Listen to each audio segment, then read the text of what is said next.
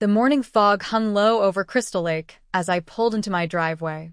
I had been away for 6 months working a contract in the city, and all I wanted was to sit on my deck and watch the water. My house is a sanctuary. It is a modern glass and cedar structure tucked away at the very end of a private road. I bought this specific plot of land because it sits on a legal island. I am surrounded by the Whispering Pines development, but my property is an enclave. It is a historical anomaly. My deed predates the development by 40 years, and I never signed into their homeowners association. I have my own well, and my own septic, and most importantly, my own rules. As I climbed out of my truck, I noticed something strange. The heavy iron doors of my detached four-car garage were slightly ajar. I knew I had locked them. My heart began to throb in my chest. I approached slowly and felt a cold breeze coming from inside the structure. I pushed the door open and gasped. My garage was not empty. My vintage tractor and tools had been pushed into a corner, like junk.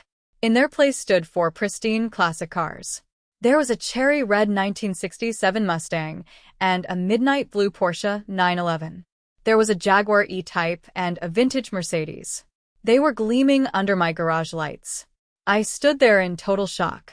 This was not a mistake. This was a home invasion. I walked around the cars and noticed a clipboard hanging on the wall. It had a schedule for detailing and oil changes. At the top of the page, in bold letters, it said property of Brenda Vance. I knew that name. Brenda Vance was the president of the Whispering Pines HOA. She was famous for measuring people's grass with a ruler and handing out fines for the wrong shade of white on a mailbox. But she had no jurisdiction here. I pulled out my phone and called the local sheriff. While I waited, I walked the perimeter of my garage. They had drilled out my locks and replaced them with their own. I was a stranger in my own building. 10 minutes later, Deputy Miller pulled up. He looked at the cars and then looked at me. He knew my family and he knew Brenda. He told me that Brenda had been telling everyone at the town meetings that she had acquired a new annex for the community's high-end storage needs. I told him that was impossible because I owned the land and I never gave permission. He checked my deed on his laptop and whistled. He said that I was right and that she was in a world of trouble. Just then a white SUV pulled into my driveway. A woman with short blonde hair and a power suit stepped out. It was Brenda. She did not look worried. She looked annoyed. She marched up to us and asked the deputy why he was loitering on HOA-managed property. I stepped forward and told her she was trespassing. She laughed in my face. She told me that under the new Community Improvement Act, all vacant structures in the perimeter were subject to temporary easement for the benefit of the board. I told her I was not in the HOA. She waved a hand dismissively and said that was a clerical error she was currently fixing in court.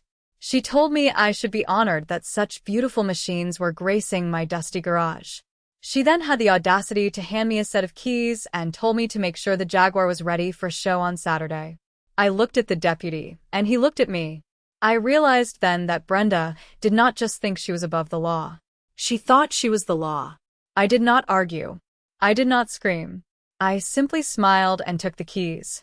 I told her I would take very good care of everything. She nodded and drove away, like she owned the world. I turned to the deputy and asked if I had the right to secure my property. He said that as far as the law was concerned, anything inside my building was my responsibility. I had a plan forming. It was a plan that would cost Brenda everything she had worked for. I went inside my house and pulled out my original deed. I looked at the maps. My property line extended 10 feet into the water and included the boat slip. It also included the only access road to that garage. I called a fencing company and a heavy-duty towing service. If Brenda wanted to play games with property rights, I was going to give her a masterclass in land ownership. I spent the rest of the day installing high-definition cameras and motion sensors. I watched the live feed from my phone as the sun set. I saw Brenda's husband drive by twice. He was looking at the garage. They thought they had won. They thought I was just a quiet guy they could bully into submission. They were wrong. The next morning, the fencing crew arrived at dawn. I had them install a 6-foot-high industrial chain-link fence with a motorized gate. I did not just fence the garage. I fenced the entire private road leading to it. I placed large signs every 10 feet that said private property and no trespassing. I also added signs that stated unauthorized vehicles will be towed and reclaimed at owner expense. By noon, my property was a fortress. I sat on my porch and waited. It did not take long. Brenda's husband, Harold, showed up in a silver Lexus. He stopped at the gate and honked his horn. I walked down slowly with a cup of coffee. He rolled down his window and yelled for me to open the gate. He said he needed to take the Mustang out for a drive. I told him that I did not recognize him and that he was on private land. He started screaming about the HOA and how I was going to be fined $10,000 a day for the illegal fence. I pulled out a laminated copy of my deed and my survey map. I held it up to his window. I told him to look at the red line. I told him that the Whispering Pines HOA ended exactly 50 yards behind him. I told him that his wife had committed breaking and entering and grand larceny by moving those cars into my garage. He turned pale. He tried to call Brenda, but I just turned around and walked back to my house. An hour later, a black sedan pulled up. It was the HOA lawyer, a man named Mr. Sterling. He looked expensive and bored. I met him at the gate. He tried a different tactic. He used a soft voice and talked about community harmony. He told me that Brenda had made a mistake, but that we could settle this quietly. He offered me a small monthly rental fee to keep the cars there. I told him the price was $100,000 a month paid in advance. He stopped smiling. He said that was unreasonable and that they would file an injunction to have the fence removed. I told him to go ahead. I told him that I had already filed a police report for the broken locks and the illegal storage of hazardous materials. I pointed at the garage and mentioned that I was not sure if those cars were leaking oil, and if they were, I would have to call the Environmental Protection Agency to report a soil contamination on the lakefront. Sterling's eyes widened. He knew that an EPA investigation would freeze every property value in the neighborhood for years. He told me he would talk to Brenda and be back. While they scrambled, I went to the garage. I did not touch the cars. I did not want to be accused of damage. Instead, I started my vintage tractor. The engine roared, and a cloud of black smoke filled the rafters. It was loud and vibrating the very foundation. I let it run for 3 hours. The fine dust from the garage floor began to settle on the pristine wax jobs of the Mustang and the Porsche. I knew Brenda would be losing her mind if she could see the grit settling on her precious paint. Later that evening, I received a formal letter hand-delivered by a process server. It was the injunction. They claimed that because the road had been used by the previous owner for public access, it was now a public thoroughfare. They were wrong again. The previous owner was my grandfather, and he had only allowed the neighbors to use the road out of the kindness of his heart. I had the logs. I had the letters he wrote to the city council every year, reminding them that the road was private. I called my own lawyer, who was a specialist in land use. He laughed for 5 minutes when I told him the story. He said Brenda had walked into a buzzsaw. He told me to sit tight and not to open that gate for anyone except the police. That night, I saw flashlights near the fence. I turned on my exterior floodlights, and the figure scattered. It was Brenda and 2 other board members. They were trying to cut the lock. I spoke through the external speakers on my security system. I told them they were being recorded in 4K resolution and that the footage was being uploaded to the cloud in real time. Brenda looked into the camera and screamed that she was going to ruin me. She looked like a different person.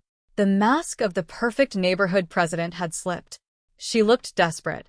I realized then that those cars might not all belong to her. She was likely charging other wealthy members of the community for premium storage, and she had pocketed the money.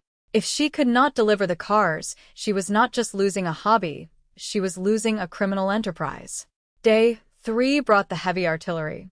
A local news van parked just outside my gate. Brenda had called them. She was standing there in a floral dress, looking like a victim. She told the reporter that a rogue homeowner was holding the community's historical assets hostage. She claimed I was a squatter who had forged my deed. I watched the broadcast from my living room and smiled. This was exactly what I wanted. Public attention meant they could not try anything quiet or violent. I walked out to the gate to give my side of the story. I brought the original 1920 deed and the survey from 1980. I showed the reporter the broken locks on my garage door. I showed them the footage of Brenda trying to cut my fence the night before.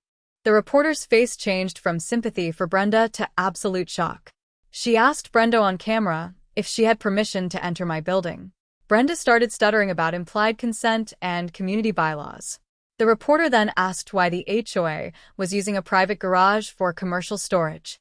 Brenda had no answer. She tried to storm off, but her heel caught in the gravel and she stumbled. It was the lead story on the evening news. The headline was HOA President Caught in Land Grab Scandal. By the next morning, the HOA board had called an emergency meeting. They did not invite me, but I showed up anyway. I walked into the community center, and the room went silent. Brenda was sitting at the head table looking haggard. I stood in the back and waited for my turn to speak. When I was finally called, I did not yell. I spoke calmly.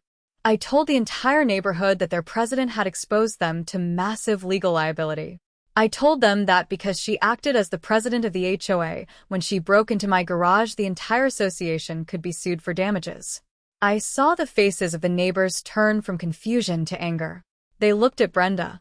One man stood up and asked if it was true that she was charging $500 a month per car for the storage.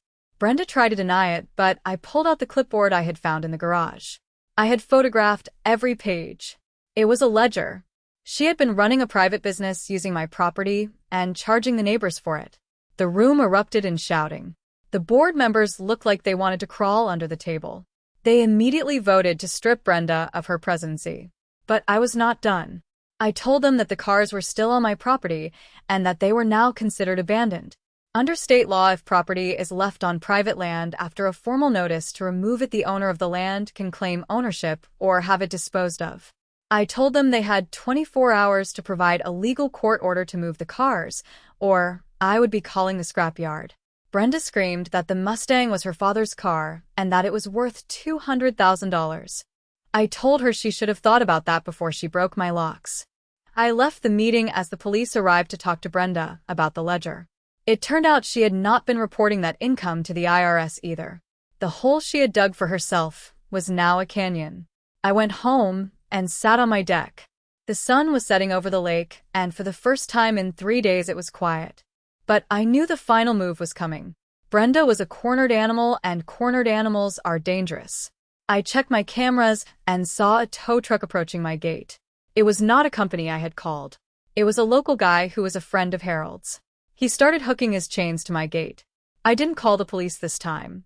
I called the power company. I had a transformer on my property that serviced the road lights. I told them there was a dangerous situation with a vehicle hitting a line. Within minutes, the area was swarming with utility trucks and sirens. The tow truck driver panicked and tried to unhook his chains, but he was blocked in by the massive power trucks. He was cited for reckless endangerment. Brenda was watching from the woods near the property line. I saw her through my night vision goggles. She was crying. She had lost her status and her business, and now she was watching her husband's friend get arrested. The final day of the standoff was a Tuesday. I received a call from a high-end transport company. They had been hired by the actual owners of the cars, not Brenda. It turned out the Jaguar and the Mercedes belonged to a very powerful developer in the next county. He had no idea Brenda didn't own the garage. He was furious that his cars were involved in a police investigation and covered in tractor dust. He arrived in person with a flatbed truck and a team of lawyers. I opened the gate for him. We spoke for an hour, and I realized he was actually a decent man who had been lied to. He apologized profusely and offered to pay for the repair of my locks and the installation of a new security system.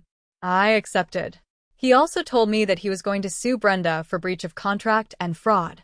As his team carefully loaded the cars, I saw Brenda standing on the sidewalk just outside my property line.